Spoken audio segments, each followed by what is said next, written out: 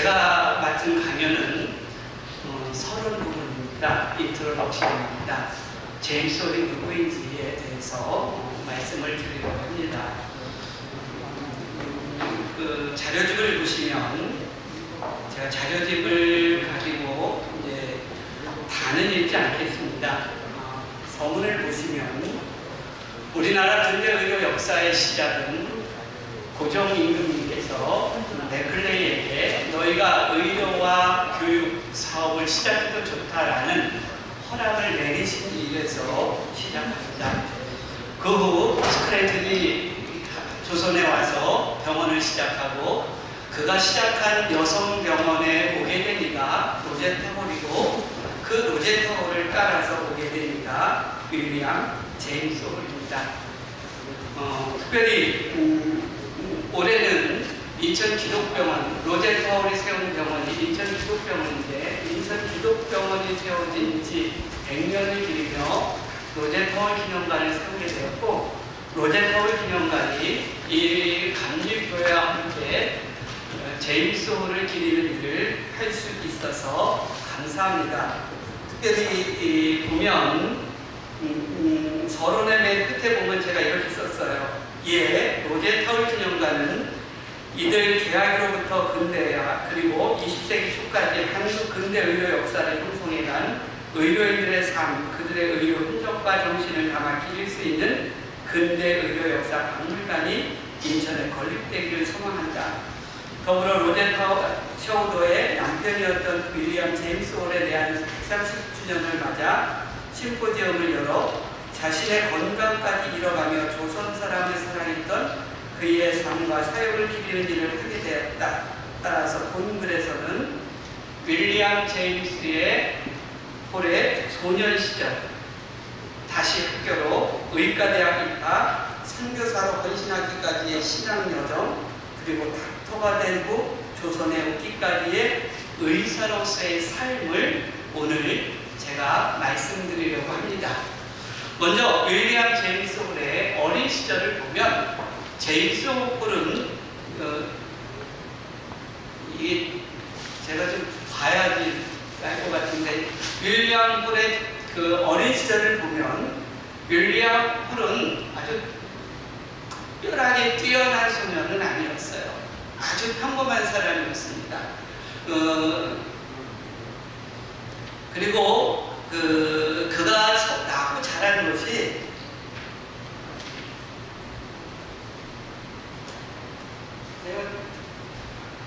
영상을 몇 개 준비한 게 있는데 그냥 하겠습니다. 그가 자란 곳이 그랜듀엘이라는 캐나다 온타리오 주에 있는 작은 마을입니다.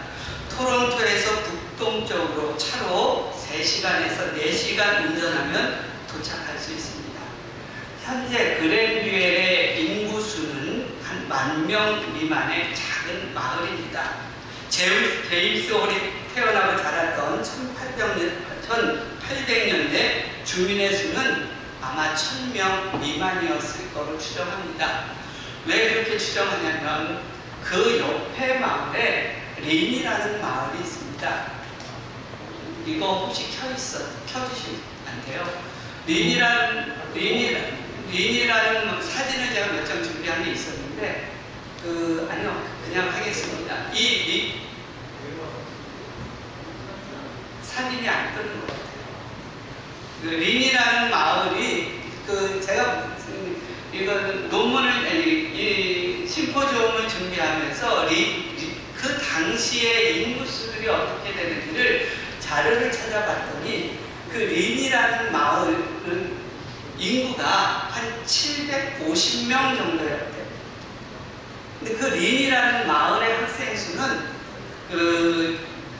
초등학교 학생 수는 문헌을 보니까 그랜듀엘보다 학생 수가 3배나 컸어요. 그러니까는 750명이 살았던 당시의 인원보다 더 작은 인원이 살았던 마을이 그랜듀엘이었는데 그 린의 마을의 인구수가 750명이었으니까 뭐 인심 좋게 얘기해도 1,000명이 안 됐을 겁니다.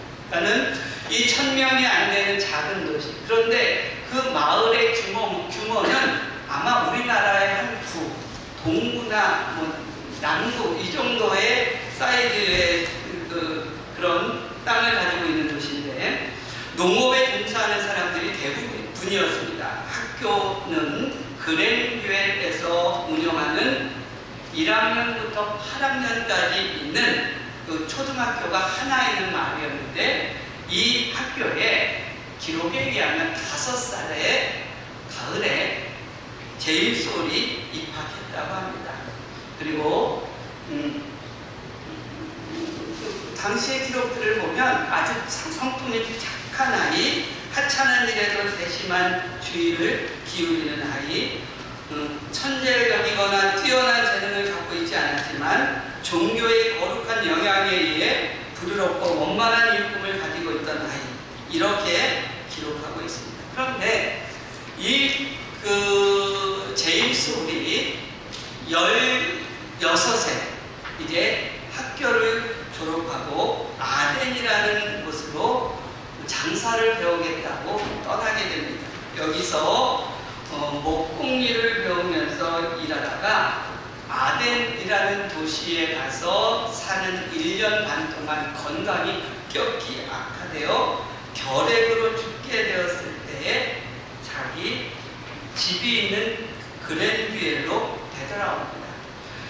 아주 한마디로 쉽게 표현하면 제임스 홀의 어린 시절은 평범한 그리고 아주 가난한 시골의 가난한 농부의 아들로 태어났습니다. 뭐 뛰어나게 공부를 잘하는 것도 아니고요. 근데 이 제임스 홀에게 어느 날 삶의 변화가 왔어요. 계기가 되는 사건이 생겼는데 그가 결핵에 걸려서 이제 죽게 되었을 때 그가 아무것도 못하고 젊은 날 죽게 되는 거에 대해서 늘 안타까워하는 마음이 있었어요. 그래서 그때 그 신명을 기록한 표현들을 보면 그가 들었던 찬송으로 그의 마음을 표현하는데 이렇게 표현합니다. 나는 가야만 하는가? 빈손으로 나의 주님을 그렇게 만나야만 하는가? 한날의 봉사에도 그에게 하지 못해 트로피를 그 발 앞에 내려놓지 못하네. 어쨌든 이렇게 고민하면서 지내던 어느 날 이 제임스 홀이 신앙 체험을 하게 돼요.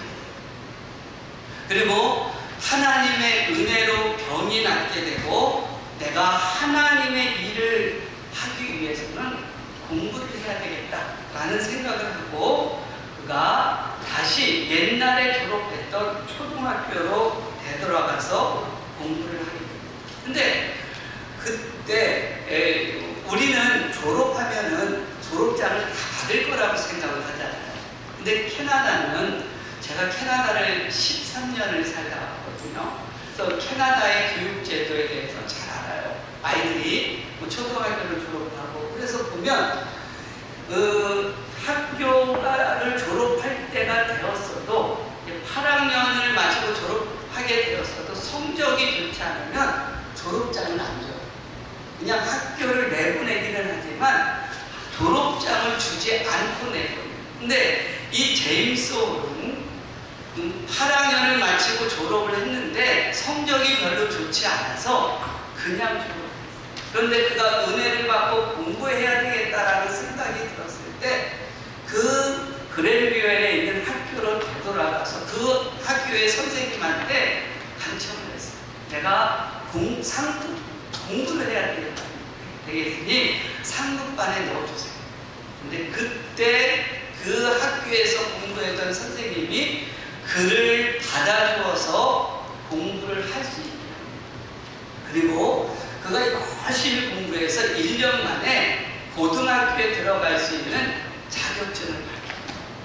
그리고 아덴은 그랜듀엘보다는 조금 더 큰 도시여서 그곳에는 하이스쿨도 있어서 그곳에 가서 하이스쿨을 다니기 시작합니다.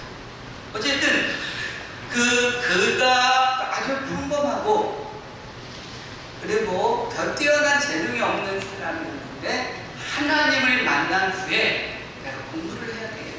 라는 결심을 하고 열심히 공부한 후에 고등학교를 졸업하고 고등학교를 졸업한 후에 의대에 들어가는 놀라운 일들을 하게 되었어요. 그래서 후에 조선으로 오게 되었을 때 이제 배에서 자기한테 가장 고마웠던 사람에게 편지를 쓰는데 그때 제임스 홀이 편지를 쓴 사람이 누구였냐면 자기가 다시 그랜듀엘의 학교로 8학년으로 되돌아가서 공부하겠다고 이야기했을 때 자기를 받아준 그 선생님한테 편지를 씁니다. 여기 보면 다시 학교로 또 맨 끝에 보면 넘겨보면 이렇게 있습니다.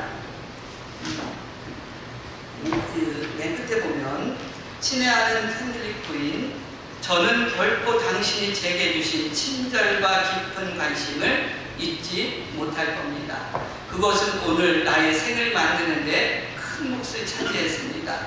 제가 당신을 마지막으로 뵌 일에 하나님께서 놀랍게 저를 사용하셨고 저의 미약한 수고들을 축복해 주셔서 지금 제 인생의 큰 목적과 포부가 실현되려 합니다. 저는 지금 구세주의 사랑에 대해서 들어본 적이 없는 사람들에게 복음을 전하는 특권을 가지고 있습니다. 저는 한국의 의료 선교사로 임명을 받았습니다. 저는 지금 일본의 여객선 항우선상에 있습니다. 배는 내일 새벽 동양을 향해 출발합니다. 이게 밴쿠버에서 조선을 향해 떠났을 때에 보냈던 편지였어요. 그리고 이 편지 바로 위에 보시면 이 캔들릭이라는 부인이 후에 제임스 홀을 회상하면서 쓴 글이 나오는데 그는 내가 아는 제임스 홀은 당시에 실력이 8학년에 다닐 만큼 합당한 사람이 아니었는데 능력이 안 되는데 어쨌든 받아줬더니 열심히 공부했습니다. 이런 이야기를 쓰고 있어요. 그의 삶이 선교사가 될 만큼 그의 삶이 변화될 수 있었다. 가장 중요한 건 하나님의 은혜 체험이었다는 거죠. 세 번째, 이 제임스 홀이 이제 고등학교에 입학을 하게 되고 고등학교에 다녀서 졸업을 하게 되고 그리고 다시 그랜듀엘로 돌아와서 학생들을 가르칩니다. 2년 동안 가르치게 되거든요. 학생들을 가르치면서 그에게 이 의과대학에 들어가기 전까지는 특별한 신앙체험은 없었어요. 그런데 분명한 사실은 의대에 가게 되는 소명이 계속 그의 마음을 붙잡고 가게 했어요. 그래서 그가 의대에 가게 됩니다. 의대에 가서 공부를 하면서 이제 무슨 이야기들을 하냐면 이 의과대 2년 사이에서 킹스톤이라는 도시는 그랜듀엘에서 차로 가면 1시간도 안 걸리는 겁니다. 이 킹스톤에서 이제 2년 공부를 하면서 그 바쁜 와중에서도 교회학교 학생들을 가르치고 킹스톤 안에 YMCA를 조직하고 기도 모임을 하고 그리고 그 기도 모임에 믿지 않는 사람들을 초청해서 예수 믿게 하는 그러니까 의대생으로서의 삶뿐만 아니라 만나면 복음 전하고 만나면 예수 그리스도를 가르치는 일을 이 킹스톤에서 열심히 했다는 겁니다. 그리고 네 번째, 제가 글을 아주 읽기 쉽게 편안하게 썼어요. 논문 쓰는 식으로 쓰지 않고 그냥 에세이 쓰는 식으로 편안하게 썼습니다. 나중에 한번 천천히 읽어보시면 잘 이해가 되실 줄로 믿습니다. 그러면서 이 킹스톤에서 공부하는 그 2년 사이에 어떤 일이 벌어지냐면 이때 1887년 2월 그에게 두 번째 신앙 체험을 하게 돼요. 첫 번째는 자기가 죽게 되었을 때 예배에 참석해서 말씀을 듣는 중에 자기의 몸이 치료되는 것을 경험했는데 두 번째는 누구였냐면 그때 존 포먼이라는 선교사가 대학에 와서 이제 선교사로서 나아가서 헌신을 될 거다. 설교하고 가르치기 시작할 때 이분이 이 목사님의 말씀을 듣고 감동을 받고 선교사 헌신을 하게 됩니다. 그리고 그해 D.L. 무디가 이끄는 여름학교에 참석하게 되고 그곳에서 만난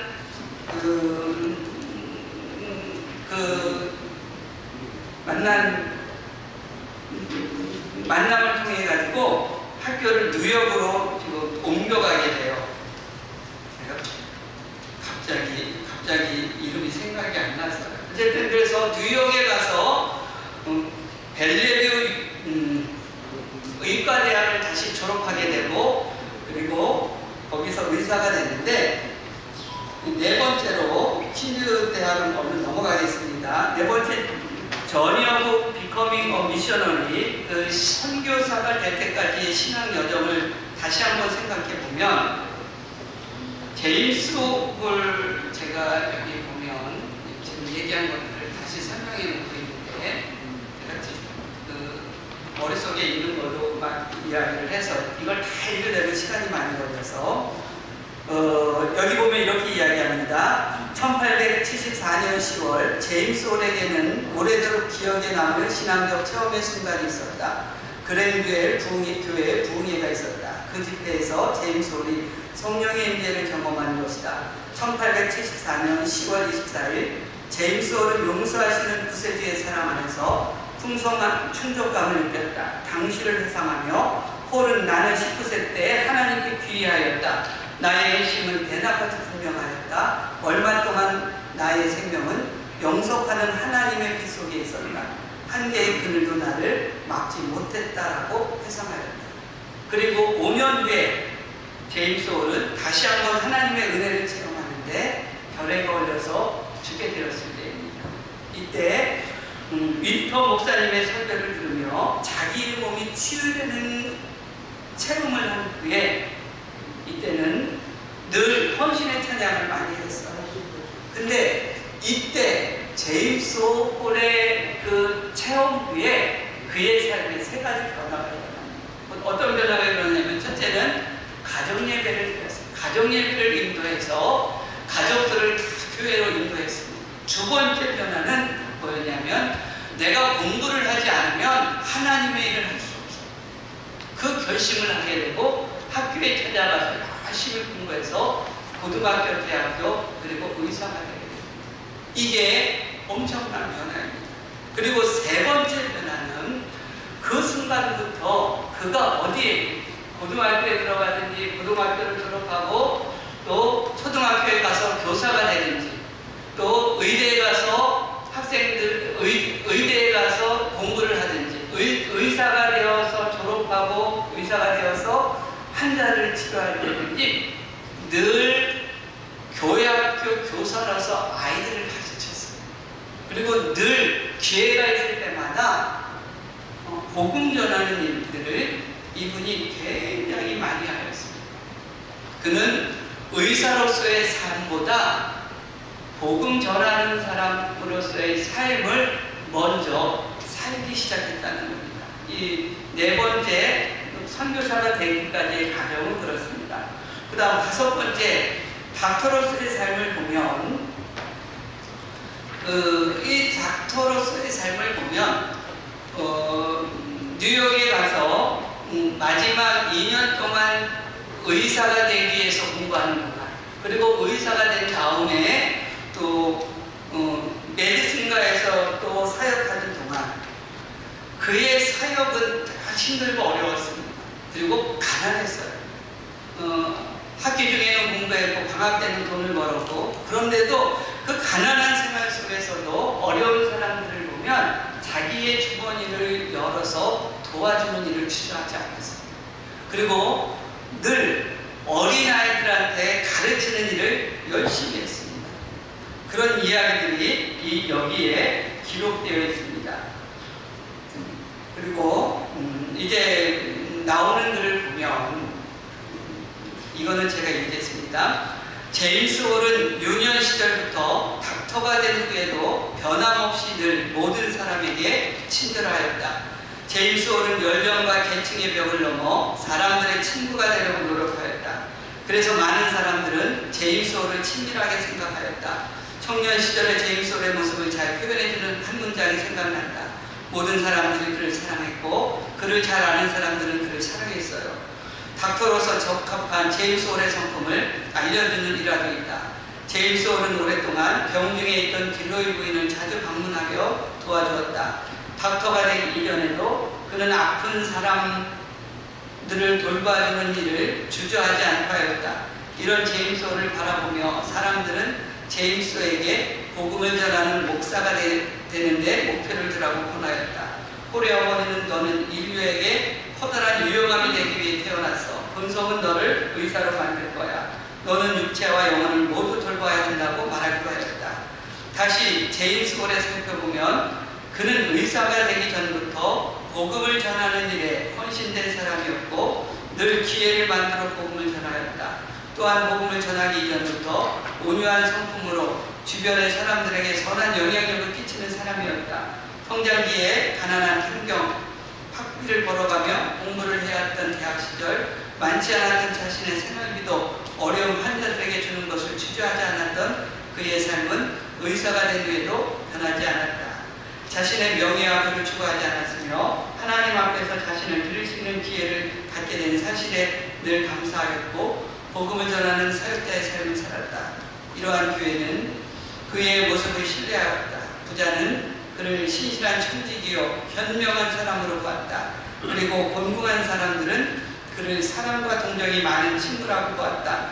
제임스 홀의 성장 과정에서 그의 인격 형상에 많은 영향을 주었던 모든 사건과 위에서 열거한 이야기와 환경들은 다시 표현하자면 가난한 시골에서 성장한 삶의 배경, 학비를 벌어가며 공부했던 시절, 뉴욕의 가난한 환자들을 치료했던 그의 모습, 그에게 있었던 신앙과 하나님이 주신 은혜 체험, 그리고 교회학교 교사의 오랜 경험들은 제임스 홀이 의료 선교사가 되는 일에 훌륭한 자양분이 되었다. 그러하였기에 운문의 나라, 힘이 약하고 가난했던 나라, 문화와 언어가 전혀 달랐던 낯선 땅, 조선에서 의료인과 선교사 일을 하면서 박해와 고난 그리고 죽음 앞에서도 불평하지 않았으며 감사하는 마음으로 늘 밝은 마음으로 복음을 전하였다고 생각한다.